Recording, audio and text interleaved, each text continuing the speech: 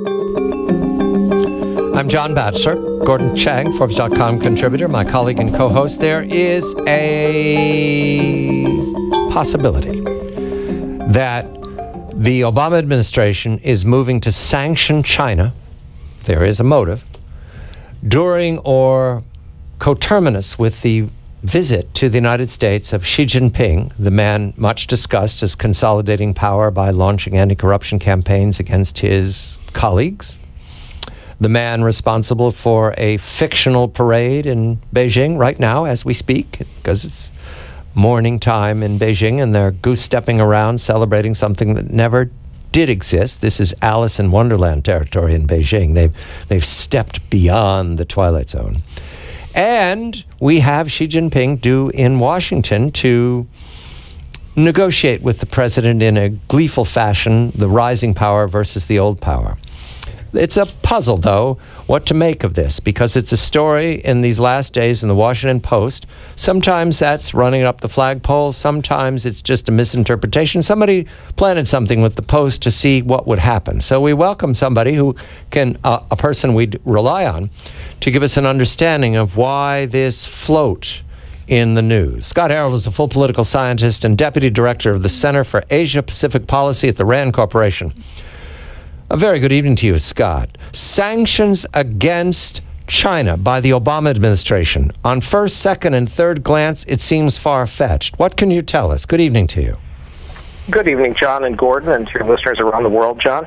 I think what we're seeing likely to emerge here is a pushback by the Obama administration against companies. Mind you, there will be an ability for China to save face here. Chinese companies that have received stolen intellectual property, and it is highly likely that that stolen intellectual property came from American companies and was pilfered or extracted from those companies by Chinese actors.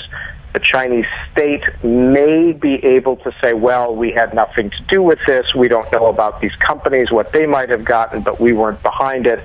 I think in reality, everyone knows it has been Chinese state policy to enable China's development, particularly the development of China's state-owned enterprises, through the use of Chinese official state cyber hacking capabilities. But the administration, in going after and sanctioning these Chinese companies, will probably be able to affect the companies while maintaining the useful fiction that China had nothing to do with it by sanctioning the companies per se for the stolen intellectual property, while leaving vague the question of, well, how did that stolen intellectual property get to those companies? So they're going to give room for deniability. Gordon?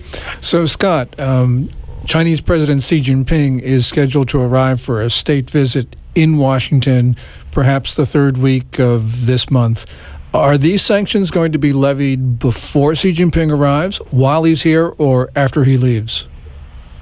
You know, the timing of this is certainly an open question. I don't think anyone outside of the administration knows.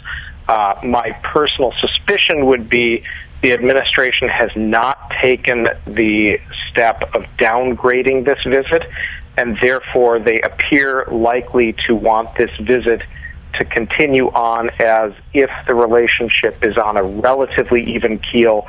Therefore, if I were a betting man, I would put my money on after Xi Jinping leaves.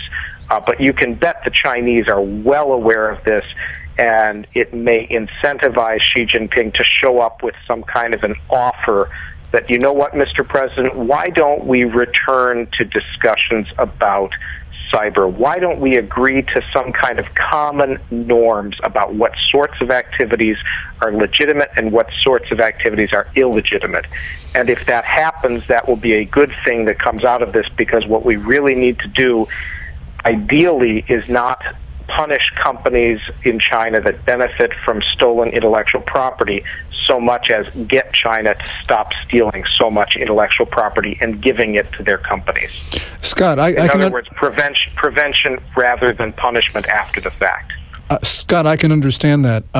In the past, Chinese diplomats have not responded favorably to initiatives from Secretary Kerry and others to start or continue the dialogue on cyber activities. Do you think there's been a change in Beijing because they can read the Washington Post and the New York Times, these stories? Or is this just sort of the response to pressure, or what do you think that they are going to do? Are they going to change their longstanding policy of not talking about these issues?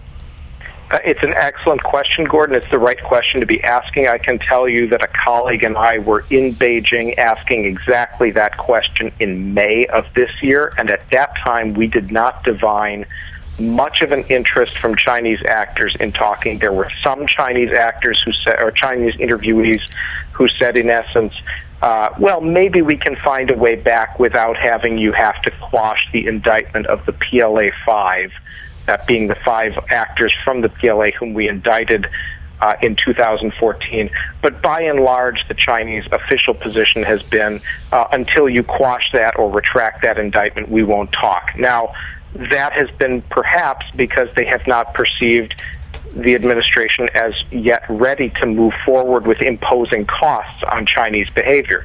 I suspect that once they begin to see that costs are inevitable and that the administration is serious, which I would ascribe it to be, I would describe the administration as serious about this, then I think you may see the Chinese begin to come to the U.S. administration and say, what could we do to talk about building norms in cyberspace? And when that happens, I think they will have to come to the conclusion that the only way to do that is to draw some distinction as to what is a legitimate target and what is an illegitimate target in cyberspace. Scott, sanctions against the Chinese. Let's just be general here. Sanctions against the Chinese, sanctions against the Russians.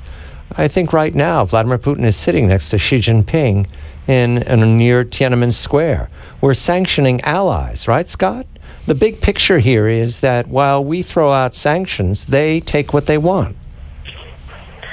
Certainly the Chinese and the Russians, as we've talked about in a number of past discussions, John, have a lot of interests in common and are cooperating increasingly closely for all the good that's doing them. It's worth noting that the Russians had a few years ago a plan to modernize their military on the basis of their economic growth projections that would have had them buying 100-plus fighter aircraft. That is recently downgraded to 12.